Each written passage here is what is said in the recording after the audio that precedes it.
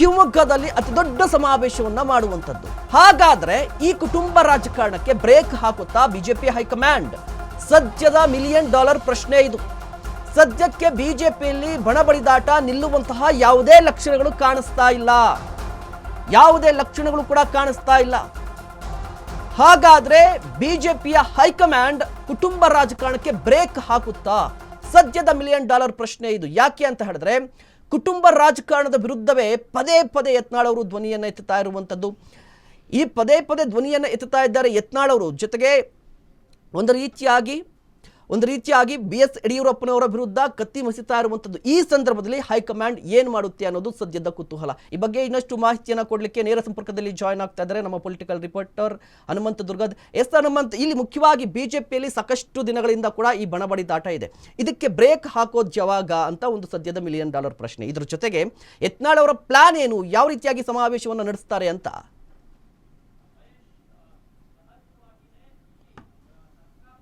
ವಿರುದ್ಧ ಸಮರ ಸಾರಬೇಕಾಗಿದ್ದಂತಹ ಬಿಜೆಪಿ ತನ್ನ ಆಂತರಿಕವಾದಂತಹ ಒಳಜಗಳದಲ್ಲಿ ಬ್ಯುಸಿ ಆಗಿತ್ತು. ಆದ್ರೆ ಹೈಕಮಾಂಡ್ ಕೂಡ ರಾಜ್ಯ ಯಾವಾಗ ಲೋಕಸಭಾ ಚುನಾವಣೆ ಆಯ್ತು, ವಿಧಾನಸಭೆ ಚುನಾವಣೆ ಆದ ನಂತರದಲ್ಲಿ ಲೋಕಸಭಾ ಚುನಾವಣೆ ಆಯ್ತು, ಅದಾದ ನಂತರದಲ್ಲಿ ಕರ್ನಾಟಕದ ರಾಜ್ಯದತ್ತ ಒಂದ್ ಸ್ವಲ್ಪ ಗಮನವನ್ನ ಕಡಿಮೆ ಮಾಡಿತ್ತು. ಆ ಕಾರಣಕ್ಕಾಗಿನೇ ರಾಜ್ಯದ ನಾಯಕ ತಮ್ಮ ಬಣಬಡಿದಾಟಗಳಲ್ಲದೆ ಸಾಕಷ್ಟು ಬ್ಯುಸಿ ಆಗಿದ್ರು.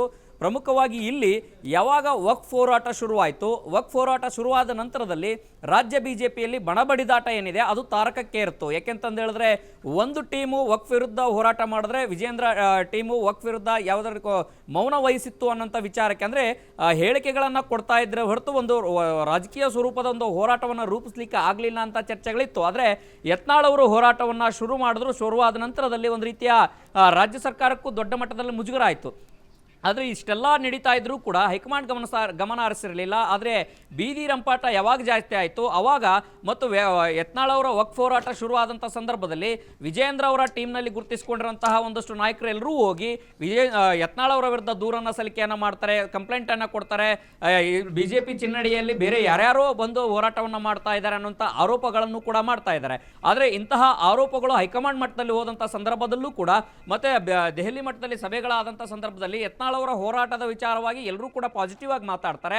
ಆದರೆ ಬಣಬಡಿದಾಟಕ್ಕೆ ಬ್ರೇಕ್ ಹಾಕಲೇಬೇಕು ಅನ್ನೋ ಒತ್ತಾಯಗಳು ಕೇಳಿ ಬಂದಂಥ ಹಿನ್ನೆಲೆಯಲ್ಲಿ ರಾಜ್ಯ ಬಿಜೆಪಿಯ ಉಸ್ತುವಾರಿ ಏನು ರಾಧಾ ಮೋಹನ್ ದಾಸ್ ಅಗರ್ವಾಲ್ ಏನಿದ್ದಾರೆ ಅವರನ್ನ ಅಮಿತ್ ಶಾ ಅವರು ಕರೆಸಿಕೊಂಡು ಮಾತನಾಡುವಂಥ ಸಂದರ್ಭದಲ್ಲೂ ಕೂಡ ವಕ್ಫ್ ಹೋರಾಟ ಏನಿದೆ ಅದು ಸರಿಯಾಗಿದೆ, ಅದು ಎಲ್ಲರೂ ಕೂಡ ಹೋರಾಟವನ್ನು ಮುನ್ನಡೆಸಬೇಕು.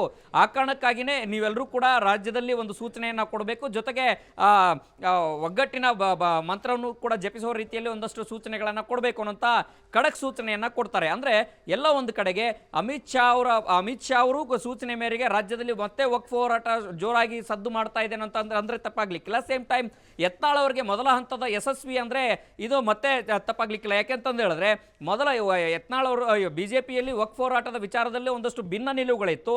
ಯಾವಾಗ ಹೈಕಮಾಂಡ್ ಇಂದ ಖಡಕ್ ಸೂಚನೆ ಬಂತು, ಒಗ್ಗಟ್ಟಿನ ವಿಚಾರದಲ್ಲಿ ಮುಂದಿಟ್ಕೊಂಡು ವಕ್ಫ್ ಹೋರಾಟಗಳನ್ನ ಮಾಡ್ಲಿಕ್ಕೆ ಮುಂದಾಗ್ತಾ ಇರುವಂಥದ್ದು, ಅದೇ ರೀತಿ ಸದನದಲ್ಲೂ ಕೂಡ ಚರ್ಚೆ ಆಗ್ತಾ ಇರುವಂಥದ್ದು. ಅಂದ್ರೆ ಹೈಕಮಾಂಡ್ ಮಟ್ಟದಲ್ಲಿ ಇಲ್ಲಿ ಬಹಳ ಪ್ರಮುಖವಾಗಿ ಗಮನಿಸಬೇಕಾದಂತಹ ವಿಚಾರ ಏನಂತಂದು ಹೇಳಿದ್ರೆ, ಇಲ್ಲಿ ಸೇಮ್ ಎರಡೂ ಬಣಗಳನ್ನ ನಿಭಾಯಿಸುವಂತಹ ಒಂದಷ್ಟು ನುಂಗಲಾರದ ಬಿಸಿ ತುಪ್ಪವಾಗಿ ಪರಿಗಣಿಸಿರುವಂತಹ ಕಾರಣಕ್ಕಾಗಿ ಎರಡೂ ಬಣಗಳನ್ನ ವಿಶ್ವಾಸಕ್ಕೆ ತೆಗೆದುಕೊಂಡು ಮುಂದೆಜ್ಜೆ ಇಡುವಂತಹ ಅನಿವಾರ್ಯ ಪರಿಸ್ಥಿತಿ ಬಿಜೆಪಿ ಹೈಕಮಾಂಡ್ಗೆ ಇರುವಂತಹ ಕಾರಣಕ್ಕಾಗಿ ಒಂದು ಕಡೆಗೆ ಯತ್ನಾಳ್ ಅವರನ್ನು ಕೂಡ ಬೆಂಬಲಿಸಬೇಕು, ಮತ್ತೊಂದು ಕಡೆಗೆ ವಿಜೇಂದ್ರ ಅವರನ್ನು ಕೂಡ ಸಮಾಧಾನ ಪಡುವಂತಹ ಪರಿಸ್ಥಿತಿ ಇರುವಂತಹ ಕಾರಣಕ್ಕಾಗಿ ಸದ್ಯದ ಮಟ್ಟಿಗೆ ಯಾವುದೇ ರೀತಿಯ ಬದಲಾವಣೆಗಳಾಗಲಿ, ಯಾವುದೇ ರೀತಿಯ ಒಂದಷ್ಟು ತೀರ್ಮಾನಗಳಾಗಲಿ ಆಗುವುದಿಲ್ಲ. ಯತ್ನಾಳ್ ಅವರ ವಿರುದ್ಧ ಶಿಸ್ತು ಕ್ರಮ ಆಗೋದಿಲ್ಲ.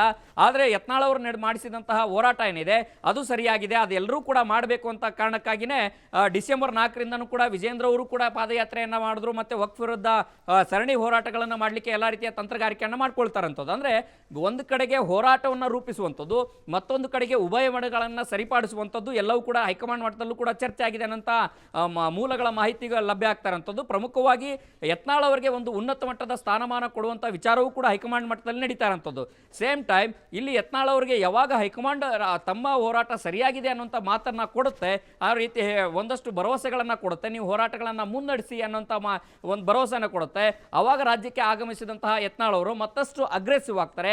ಅಗ್ರೆಸಿವ್ ಆಗೋದು ಅಷ್ಟೇ ಅಲ್ಲದೇ ಸದನದ ಒಳಗೂ ಮತ್ತು ಸದನದ ಹೊರಗೂ ಕೂಡ ಈ ವಿಚಾರಗಳನ್ನು ಪ್ರಸ್ತಾಪ ಮಾಡಲಿಕ್ಕೆ ಮುಂದಡಿ ಇಡ್ತಾರೆ. ಅದರ ಜೊತೆಗೆ ಸೇಮ್ ಟೈಮ್ ಒಂದು ಕಡೆಗೆ ಸರ್ಕಾರದ ವಿರುದ್ಧ ಹೋರಾಟ, ಮತ್ತೊಂದು ಕಡೆಗೆ ಬಿಜೆಪಿಯಲ್ಲಿ ಮೊದಲಿಂದನೂ ಕೂಡ ಕೂಡ ಮಾಜಿ CM ಯಡಿಯೂರಪ್ಪ ಅವರು ಹಾಗೂ ಬಿಜೆಪಿಯ ರಾಜ್ಯಾಧ್ಯಕ್ಷರ BY ವಿಜೇಂದ್ರ ಅವರ ವಿರುದ್ಧ ಕೂಡ ಏನು ಬಹಿರಂಗವಾದಂಥ ಹೇಳಿಕೆಗಳನ್ನು ಕೊಡ್ತಾ ಇದ್ರು, ಇದೀಗ ಮತ್ತೊಂದು ಹಂತದ ಸಂಘರ್ಷಕ್ಕೆ ಯತ್ನಾಳ್ ಅವರು ಕೂಡ ನಾಂದಿ ಆಡ್ತಾ ಇದ್ದಾರೆ. ಆ ರೀತಿಯ ಚಿಂತನೆಗಳು ಕೂಡ ನಡೆದಿದ್ದಾವೆ ಯತ್ನಾಳ್ ಟೀಮ್ ಇಂದ ಅಂದರೆ ಅನ್ನುವಂಥ ಚರ್ಚೆಗಳು ಬಿಜೆಪಿ ವಲಯದಲ್ಲಿರುವಂಥದ್ದು. ಪ್ರಮುಖವಾಗಿ ಲಿಂಗಾಯತ ಸಮುದಾಯವನ್ನು ಬಿಜೆಪಿಯತ್ತ ಸೆಳೆಯೋದ್ರ ಜೊತೆಗೆ ಬಿಜೆಪಿಯ ಲಿಂಗಾಯತರ ನಾಯಕರಾಗಲಿಕ್ಕೂ ಕೂಡ ಯತ್ನಾಳ್ ಅವರು ಹೊರಟ್ರ ಅನ್ನುವಂಥ ಒಂದಷ್ಟು ಚರ್ಚೆಗಳಿರುವಂಥದ್ದು. ಯಾಕೆಂತಂದು ಹೇಳಿದ್ರೆ ಶಿವಮೊಗ್ಗ, ಸೊರಬ, ಶಿಕಾರಿಪುರ ಈ ಒಂದು 3 ಸ್ಥಳಗಳೇನಿದ್ದಾವೆ ಆ ಒಂದು ಸ್ಥಳಗಳಲ್ಲಿ ಲಿಂಗಾಯತ ಸಮಾವೇಶವನ್ನು ಮಾಡುವ ಮೂಲಕ ಯಡಿಯೂರಪ್ಪನವರಿಗೆ ಮತ್ತೆ ವಿಜೇಂದ್ರ ಅವ್ರಿಗೂ ಕೂಡ ಸೆಡ್ಡುಡುವಂಥ ತಂತ್ರಗಾರಿಕೆಯನ್ನು ಯತ್ನಾಳ್ ಅವರು ಮಾಡಿದ್ದಾರೆ ಅಂತ ಹೇಳಿದ್ರೆ, ಒಟ್ಟಿನಲ್ಲಿ ಇಡೀ ಬಿಜೆಪಿಯ ವಲಯ ಏನಿದೆ,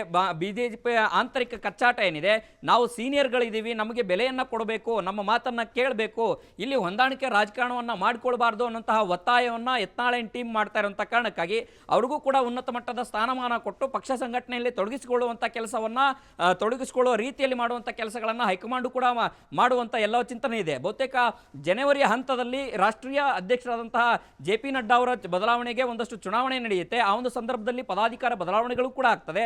ಇಂತಹ ಸಂದರ್ಭದಲ್ಲಿ ರಾಜ್ಯದ ಪದಾಧಿಕಾರಿಗಳ ಬದಲಾವಣೆಗಳು ಆಗುವಂಥ ಸಂದರ್ಭದಲ್ಲಿ ಸಹಜವಾಗಿ ರಾಷ್ಟ್ರ ಮಟ್ಟದಲ್ಲಿ ಯತ್ನಾಳ್ ಅವರಿಗೆ ಒಂದಷ್ಟು ಸ್ಥಾನಮಾನ ಸಿಗುವಂತಹ ಎಲ್ಲ ಲಕ್ಷಣಗಳಿದ್ದಾವೆ. ಅದು ರಾಜ್ಯದ ಬೇರೆ ರಾಜ್ಯದ ಉಸ್ತುವಾರಿ ಆಗಿರ್ಬೋದು ಅಥವಾ ರಾಷ್ಟ್ರೀಯ ಮಟ್ಟದಲ್ಲಿರುವಂತಹ ಪ್ರಧಾನ ಕಾರ್ಯದರ್ಶಿ ಹುದ್ದೆ ಆಗಿರ್ಬೋದು, ಕಾರ್ಯದರ್ಶಿ ಆಗಿರ್ಬೋದು, ಈ ರೀತಿಯ ಹುದ್ದೆಗಳು ಸಿಗಬಹುದು, ಯಾವುದಾದ್ರೂ ಒಂದು ಹುದ್ದೆ ಸಿಗಬಹುದು.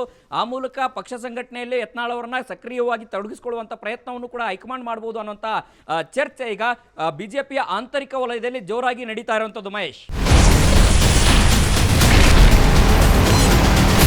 Ashwavega English news coming soon. Your channel, your voice, your trust.